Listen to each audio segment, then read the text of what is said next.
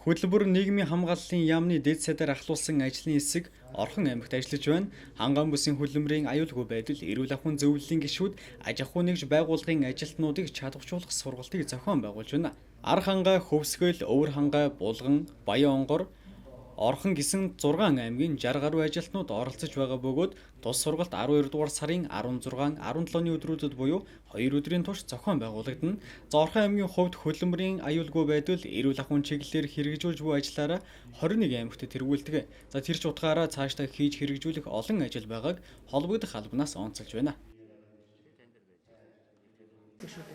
За Орхон аймагт өнөөдөр нийгмийн хамгаалалт хөдөлмөрийн яамны дэд сайд ажиллуулагч ирдийн нэгдсэн холбооны тэргүү Монголын үйлдвэрчний хөвлөлийн холбооны ерөнхий нэр эмчгийн дарга ахлуулсан ажлын хэсэг ажиллаж байна. За Аранга, Булган, Хөвсгөл, Баян хонгор, Өвөр хангаа гэсэн хангаан бүсийн 6 аймгийн хөдөлмөрийн аюулгүй байдал, эрүүл ахуйн салбар зөвлөлийн ажилтнууд аймаг болгоноос 8 хүн нийтдээ 60 гаруй хүн одоо энд цуглаж цаашдаа энэ хөдөлмөрийн аюулгүй байдал, эрүүл ахуйн хуулийн хэрэгжилтийг хэрхэн хангуулах тал дээр бол зөвлөгөө зохион байгуулж байгаа. За энэ зөвлөгөөнийг бол ажиллуулагч эзэдийн нэгдсэн холбоо бол удирдах одоо зохион байгуулж гардаж явуулж байна.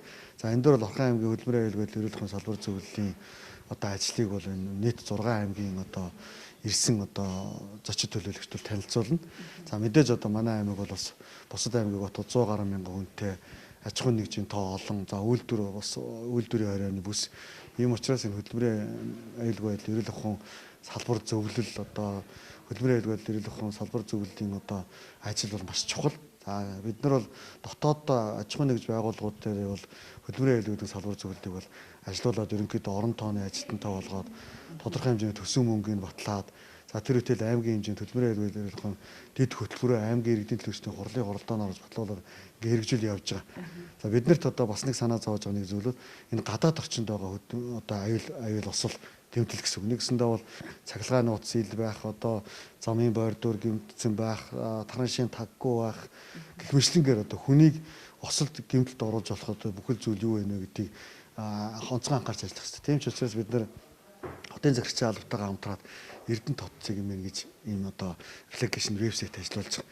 Жишээлбэл иргэн төвшин жаргал одоо 5 дугаар микрийн 3 дугаар энийг тэнд явж байгаа тараншийн таг онгорхой байх юм бол зургийг аваад Эрдэнэ тот цэгмэн аппликейшнд явуулахад хотын захиргааны алба хүлээж аваад хотын захирч хүлээж авсан тэр зургаа Эрдэнэ тус руу явуулаад Эрдэнэ тус дараагаар нь тэр одоо тараншааныга тагийг хийсний дараагаар гүйцэтгэл одоо бүрэн боллоо гэдээ буцааж явуулаа иргэн лүү мэдээлээд ингээд явах хэрэгтэй учиртай ингээд мэдээллийг бол ослыг тэглэе те одоо ослгүй хамт олон болё гэдэг ийм зорилт тавиал явж байгаа.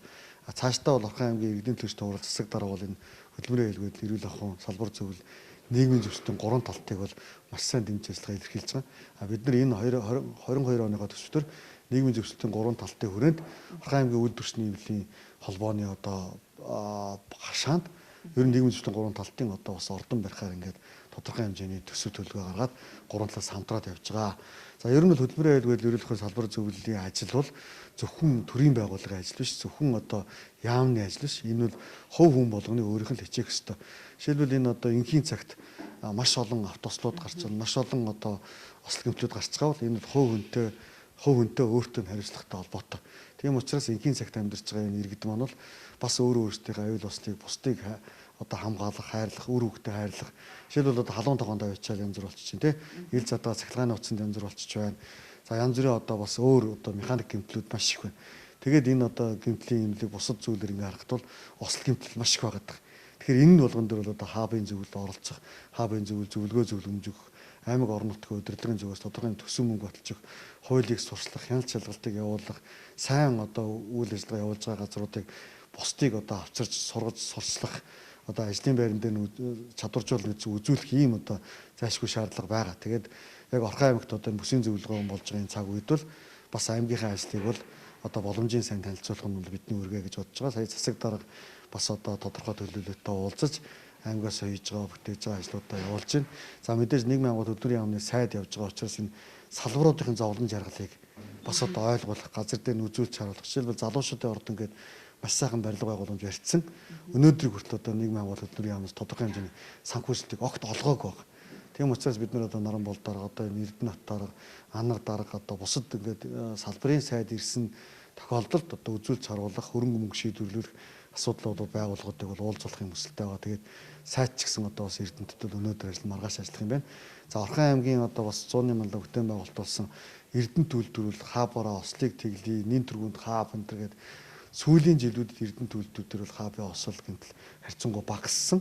Энэ бол одоо бас тодорхой албан тушаалтнуудын тодорхой хүмүүсийн ажлын хариуцлага гэж ингэж харж байгаа. Тэгээд Монгол улсын хэмжээнд жишг болох учраас хабын одоо кабинет, хабын зөвлөгөө зохион байгуулж учраас энийг бас үзүүлнэ гэсэн юм бодолтой байна.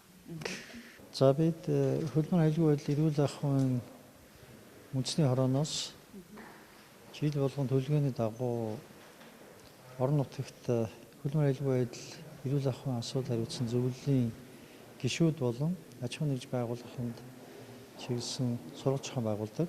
За энэ сургалт бол хөлбөр аюулгүй байдлын чиглэлээр бидний авч хэрэгжүүлсэн ажил. За бидний одоо шинэ тодорхойлсон бодлого зохицуулалт. За зарим одоо шинэ тулгамж байгаа сорилт бэрхшээл. За зарим сайн дуршлагыг бүхэлд нь одоо авч хэлцэх ийм зорилготой сургалт зөвлөгөө байдаг юм байна. Тэгээд бид ковид цар тахлын нөхцөл байдлын улмаас бид сургалтыг ойрын 2 жил орчим цахим хэлбэрээр зохион байгуулсан. За ингээд бид цар тахлын нөхцөл байдал хайцсангуй одоо шинэ намжаатай холбоотойгоор за тэрнээс гадна бид бас цар тахлын нөхцөл байдалтай уялдан ажиллаж амьдрах ийм туршлага сурвалжтай холбоотойгоор сургалтаа ингээд танхимын хэлбэрээр зохион байгуулж байна. За энэ сургалтанд бид Хангаан бүсгийн аймагуудынхаа хөлбөр аюулгүй эрүүл ахуйн асуудал хэрэгжсэн зөвлөлийн гишүүдээ аж ахуйн нэгж байгууллагуудаа оролцуулж байна. Бидэнд бас өнгөрсөн 2 жилийн хугацаа бол бас амаргүй ийм сорилтуудыг дагуулсан. Ялангуяа аж ахуйн нэгж байгууллагууд, хувь хүмүүс байраа бизнес эрхэлдэг. За ялангуяа одоо ч Орхон аймагт бол Эрдэнэт үйлдвэртэй холбоотой хөлбөр аюулгүй байдал эрүүл ахуй халдварын асуудлыг одоо шинэ бүрэн хангаж үйл ажиллагаагаа одоо шинэ тогтвортой явуулах ийм заашгүй шаардлага байсан. За зарим нэг бэрхшээлүүд байсан ч гэсэн бид бол одоо шинэ нэг даван туулсан цаашдаа бол хэвийн одоо ажиллах ийм туршлагатай болж байна гэж ойлгож байна. Тэгэхээр энэ чиглэлээр бол бид бас туршлагаа одоо шинэ солилцох ёстой. Нөгөө төвөр одоо хөлбөр аюулгүй эрүүл ахуйн асуудал бол ийм тасралтгүй шинжтэй ийм үйл ажиллагаа. Цаашдаа ч гэсэн энэ бол зөвхөн одоо шинэ ковид цар тахлын нөхцөл байдлаас биш, бусад одоо шинэ ажлын байран дах эрүүл ахуйн байдал, хөлбөр аюулгүй байдал бол бүхэлдээ бол ажил хийж байгаа хүний нийгмийн хамгааллын үндсэн хэсэг юм байна. Тэр хүн одоо осол эндэгдэлд орохгүй байх нь тэр хүний цаашдын тогтвортой ажил эрхлэх, амьдрал ахуйн удаас тогтвортой байх нөхцөл үндсэн учраас энийг бид бол байнга анхаарна гэдэг чиглэлээр бол ингэж ажиллаж байна. Хоёр зүйл бол хөлбөрийн тухай хууль бол батлагдсан. Улсын хурлаар 2022 оны 1 сарын 1-ээс эхэлж мөрдөж эхлэх чинь. Энэ хөлбөрийн тухай хуультай холбоотой бас бид мэдээлэл хүргэх. Тэрнээс гадна бас энэ хөлбөрийн тухай хуулиар зохицуулж байгаа зарим харилцааг бол харилцсан одоо чинь хэлэлцэж, тодорхой жишээнүүдээр ярилцаж, бүрэн одоо шинэ ойлголт өгөхийн сургалтыг зохион байгуулж байна.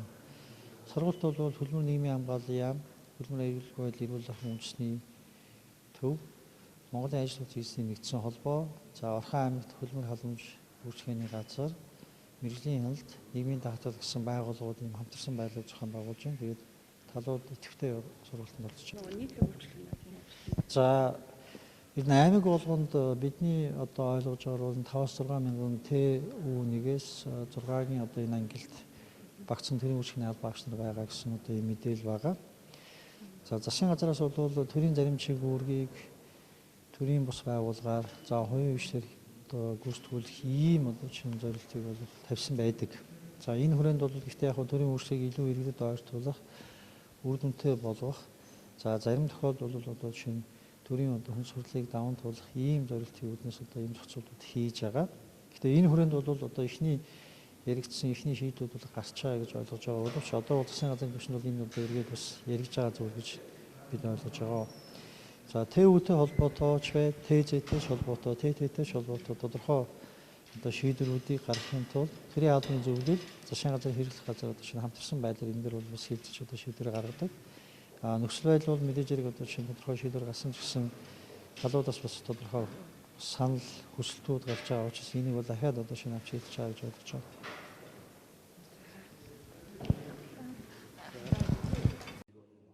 Хөлбөрийн аюулгүй байдал эрүүл ахуйн талаарх төрийн бодлого, үндсэн зарчмыг тодорхойлж, төрийн байгууллагын удирдлага хяналтын тогтолцоо зэрэг ажлын байранд тавигдах хөлбөрийн аюулгүй байдал эрүүл ахуйн шаардлага, стандартыг хангах, Хөдөлмөр эрхлэгч иргэнийг эрүүл аюулгүй орчинд ажиллах нөхцөлийг бүрдүүлэхтэй холбогдсон харилцаа чухал үүрэгтэй. За тэгвэл тус хөдөлмөрийн аюулгүй байдалтай холбоотой асуудлаар Орхон аймгийн үйлдвэрлэлийн осол гэмтлийг тэглэх, өргөн хүрээний мэдлэг мэдээллийг олгох зэрэг ажлуудыг хийхээр төлөвлөсөн талаар мэдээллээ.